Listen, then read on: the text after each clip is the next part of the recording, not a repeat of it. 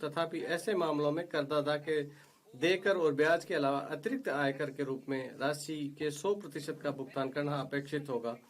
खातों की लेखा परीक्षा कराने में विफलता, अंतरण मूल्य निर्धारण, लेखा परीक्षा रिपोर्ट प्रस्तुत न करने तथा वित्तीय लेन देनों के लिए विवरण प्रस्तुत करने में चूक जैसी कतिपय तकनीकी चूकों के लिए दंडों को शुल्क में परिवर्तित करने का प्रस्ताव करती हूँ।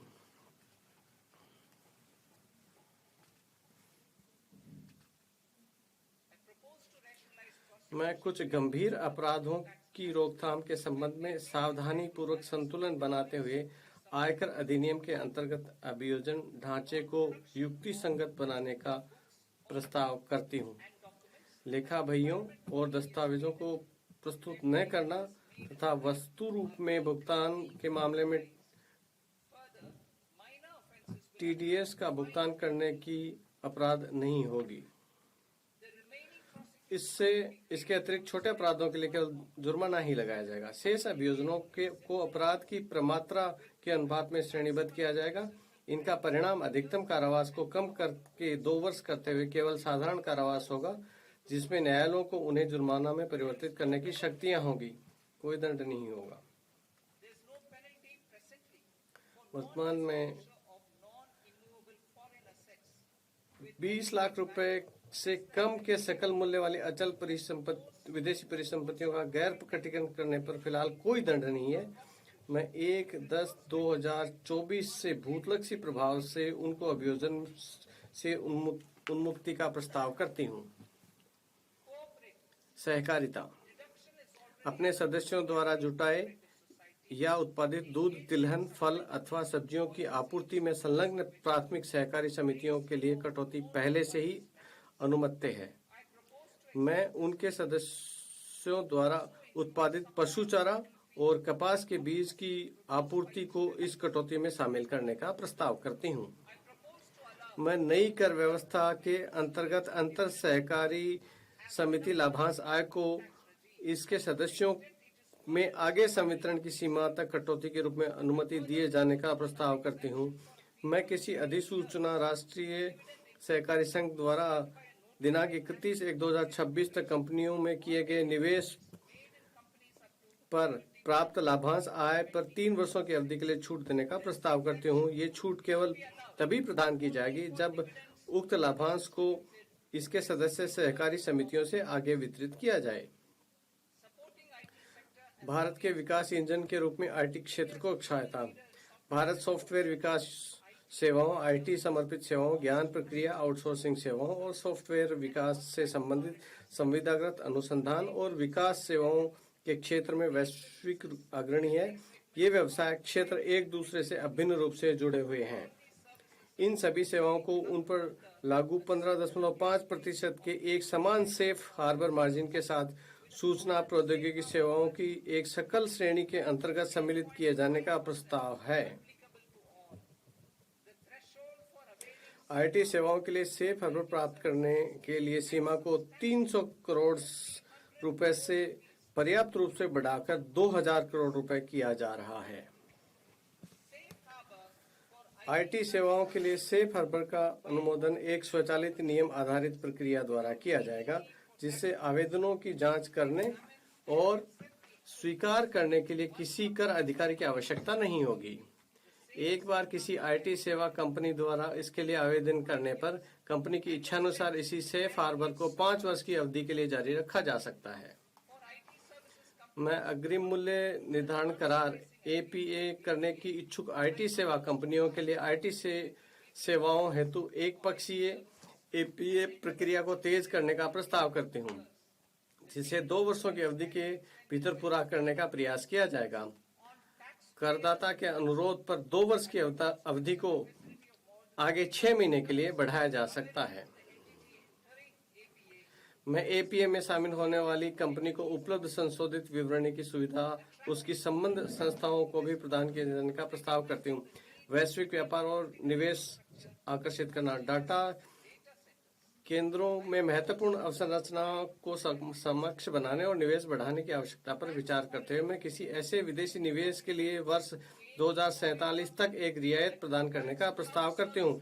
जो भारत में डाटा केंद्र और सेवाओं का उपयोग करके वैश्विक स्तर पर क्लाउड सेवाएं प्रदान करती हैं। तथापि इससे भारतीय पुनर्बिक्री संस्था के माध्यम से भारतीय ग्राहकों को सेवा प्रदान करने की आवश्यकता होगी।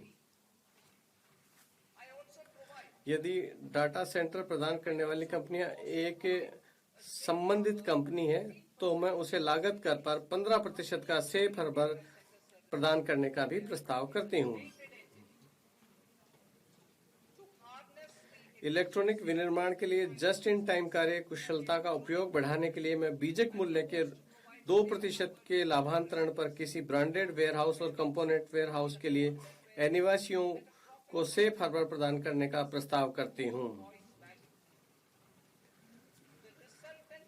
लगभग 0.7% का परिणामी कर प्रतिस्पर्धी क्षेत्राधिकार के मुकाबले काफी कम होगा। भारत में टोल विनिर्माण को बढ़ावा देने के लिए मैं ऐसे किसी अनिवासी को आयकर से 5 वर्षों के लिए छूट प्रदान का प्रस्ताव करती हूँ जो बॉन्डेड क्षेत्र में किसी टोल विनिर्माता को पूंजीगत वस्तुएं, उपकरण अथवा टूलिंग उपलब्ध कराता है। वैश्विक प्रतिभा के विशाल पूल को भारत में लंबी अवधि के लिए काम करने हेतु प्रोत्साहित करने के लिए मैं अधिसूचित योजनाओं के अंतर्गत 5 वर्षों की प्रवास अवधि के लिए किसी अनिवासी विशेषज्ञ की वैश्विक आय के लिए छूट का प्रस्ताव करती हूँ। मैं उन सभी अनिवासियों को न्यूनतम वैकल्पिक एमएटी से छूट प्रदान करने का प्रस्ताव करती हूँ जो अनुमानित आधार पर कर का भुगतान करते हैं। कर प्रशासन पे मैं भारतीय लेखांकन मानक में ही आय परिकलन और प्रकटन मानकों के लिए अपेक्षाएं शामिल करने हेतु कॉर्पोरेट कार्य मंत्रालय और केंद्रीय प्रत्यक्ष कर बोर्ड की एक संयुक्त समिति के गठन का प्रस्ताव करती हूँ।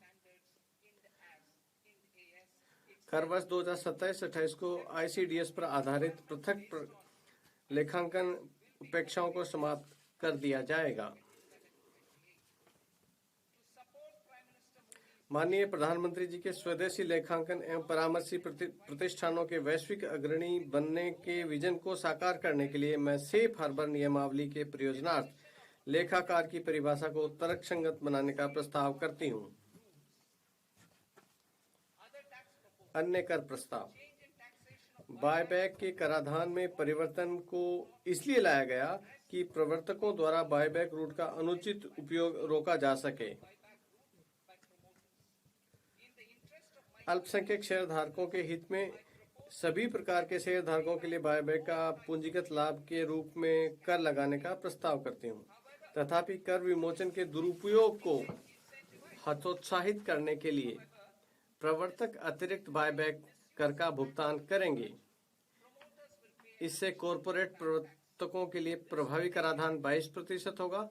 गैर कॉरपोरेट प्रवर्तकों के लिए ये कर 30% होगा।